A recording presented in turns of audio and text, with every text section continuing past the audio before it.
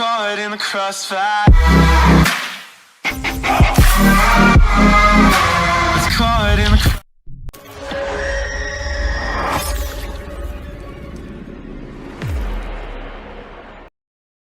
What's up, guys? Lance the Obscure Movie Guy coming to you once again with another fun-filled, fact-filled video that you probably won't care about, but we're going to do it anyways, trying to change the world one post at a time.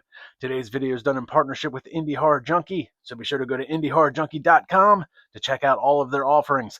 The latest issue of the Indie Horror Junkie magazine is currently available. $5 for a downloadable PDF, $20 for a printable copy shipped straight to your door. There's also the Indie Horror Junkie podcast every other Wednesday night, 8 o'clock Eastern Standard Time. New people to talk to, new movies to go over, new stories to tell.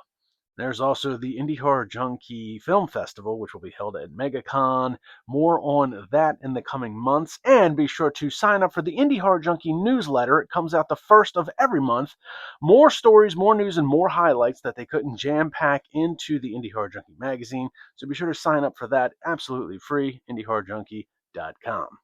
Now let's dive into today's video about two YouTube not-so-much stars who open up a gate to hell. I still don't understand why we can't grow our sub count. It's been 6 months. We're cute and heavy metal and horror. Who doesn't want to watch that? My employers have a keen interest in this property in particular. They think it's a unique location. They sent somebody out here a few years ago to close the place.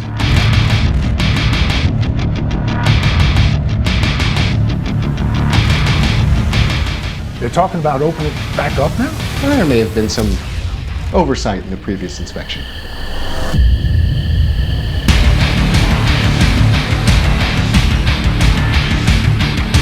Let me take a picture of you.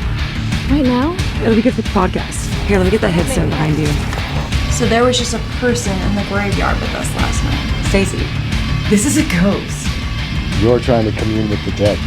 I'm not seeing shit, Stacy. Shit's happening to me. I'm starting to think that Lillian and I are being haunted. It's starting to feel just like the band all over again. You want to explain to me what we just did? There's something going on in that graveyard. I've warned you over and over again, and you still wouldn't stay the hell away from here. I need to know if what I'm seeing is real or not.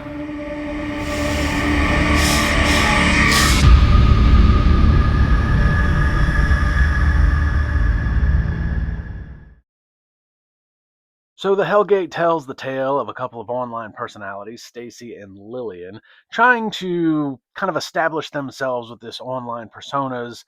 They do a podcast, they do a YouTube video, and they haven't quite cracked the algorithm code, much like myself. So they're struggling to get viewers and followers. And then one night they go out to a graveyard, kind of on a whim, and capture a ghost. And this kind of sprawls them into becoming a bit of a ghost hunter type thing. So kind of a little bit of a shift from their online personalities to becoming ghost hunters, and they are finally finding themselves to gather a little bit more followers, likes, and all that other fun stuff on their videos once they start this ghost hunting thing. However, there is much more to the ghost hunting than meets the eye. It stars Madison Grace, Summer Brunel, written by DJ Remark and Jason Orr, directed by DJ Remark. Low budget independent horror, was a lot of fun to watch, so let's dive into it.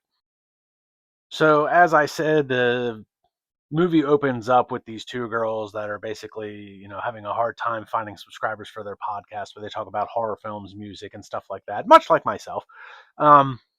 And then they kind of venture out one night into the graveyard, capture a ghost in one of their pictures, and that kind of garners them much more follows and likes and stuff like that. The first 15 minutes of the film does a really good job of establishing the characters, the main plot, and some of the subplots. And they come together really cohesively throughout the course of this film. Fundamentally, they did a great job with everything. The videography, the cinematography is really good. I like the editing. The acting was superb. Summer Brunel and Madison Grace both did a great job as Stacy and Lillian. I really liked their on-screen chemistry. There's great camaraderie amongst the characters. and they did a superb job bringing those characters to life. And I liked their whole podcast, subscriber thing. I feel like that's very relatable, especially for somebody like myself.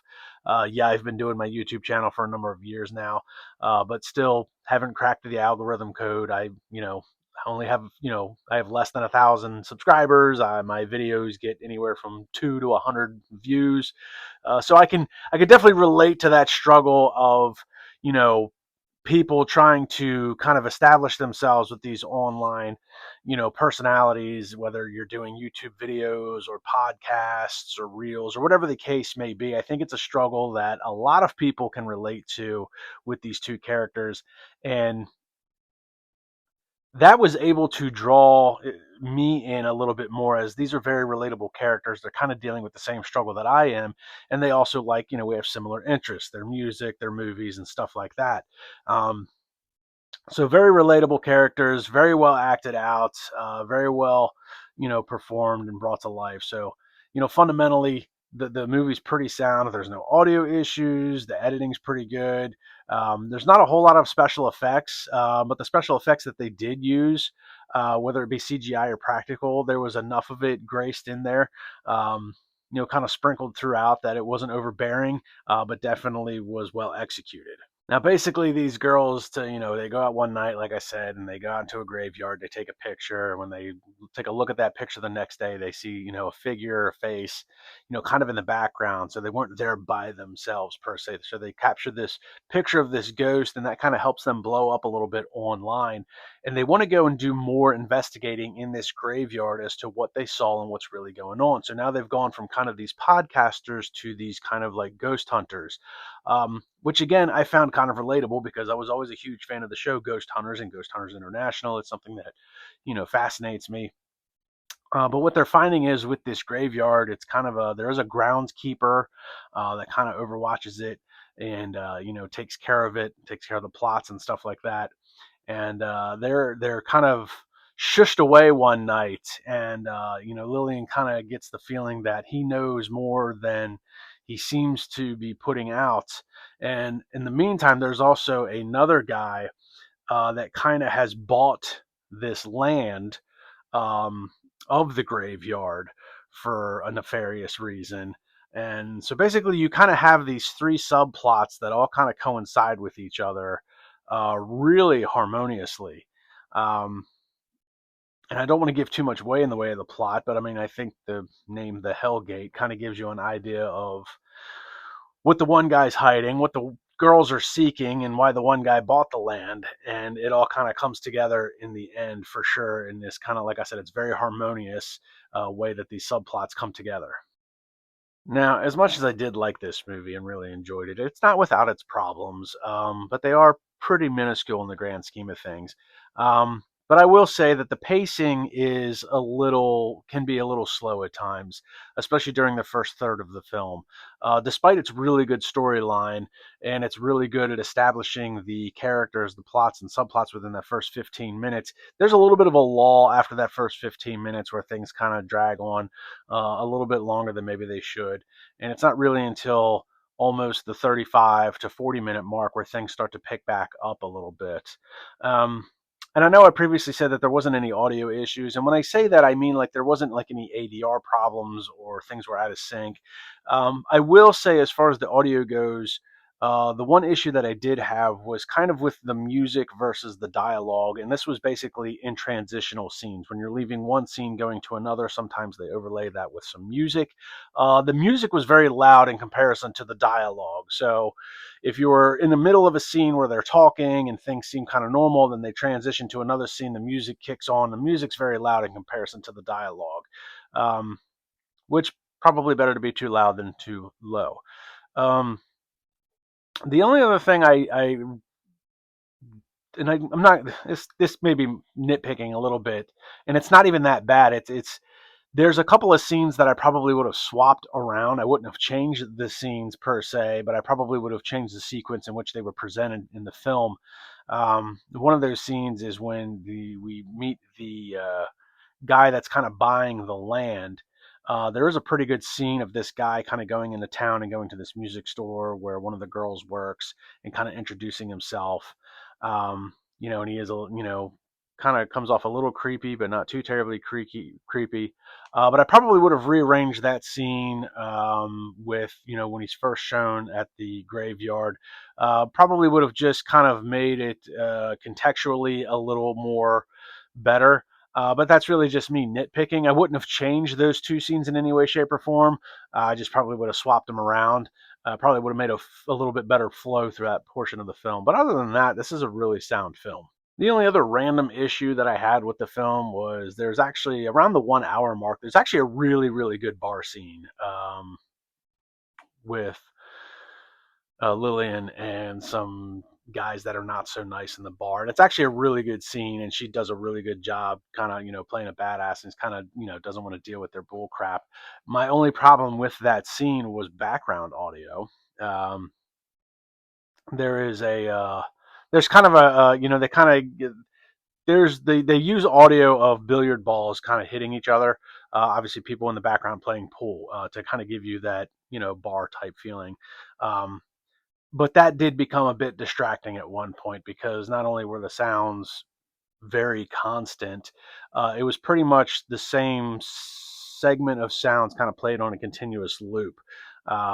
If you don't really notice it, the first few times, but at a certain point, like I said, the bar scene runs, I don't want to say it runs long, but it is a few minutes, and it doesn't run too long. It's actually a really good scene. But after the first few times, you start to notice these billiard ball sounds in the background, and you're like, okay, it becomes a little distracting and could potentially detract the viewer from the actual scene, because what is happening on screen between the characters and Lillian is actually says a lot about her character itself. So you wouldn't want to detract from that little bit of a story arc, and her kind of, not taking any nonsense from these bartenders, or not from these customers, I should say. She's the bartender. Overall, I did really enjoy this film. I thought it was a pretty fun time. I thought it was very relatable, a lot of segments of it. And I think they did a really good job of, kind of establishing 3 plot points early on in the film and then bringing them together harmoniously towards the end of this film in a very nice way. So it's packaged really nice. I think they did a good job. And like I said, it's low budget. And for low budget, they did a phenomenal job bringing it together. So props to everybody involved in this film. It is currently available on Amazon Prime. I highly recommend going and checking it out if you can. So like, subscribe, and comment to my YouTube channel. Check me out on Facebook and Instagram. Let me know what you guys think in the comments below. I'll see everybody in the next video.